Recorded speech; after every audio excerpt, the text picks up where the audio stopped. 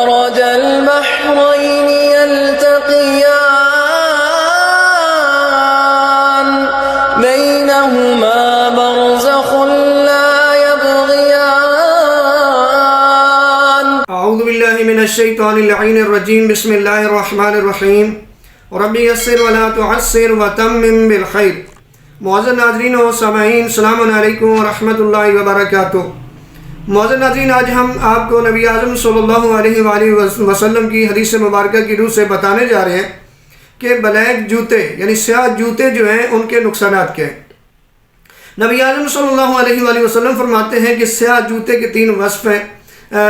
ایک تو نظر کمزور کرتا ہے، دوسرا قوت با کو کم کرتا ہے، قوت با یعنی مردانہ کمزوری انسان میں ہو جاتی ہے، اور تیسرا انسان جو بلیک جوتے پہنتا ہے، سیاہ جوتے پہنتا ہے، وہ غصہ زیادہ کرتا ہے.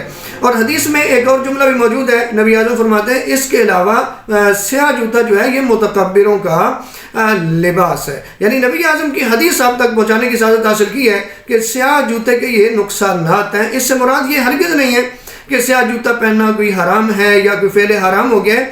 کچھ چیزیں ایسی ہوتی ہیں کہ جن کی تاکید کی جاتی ہے کہ اس سے بچا جائے.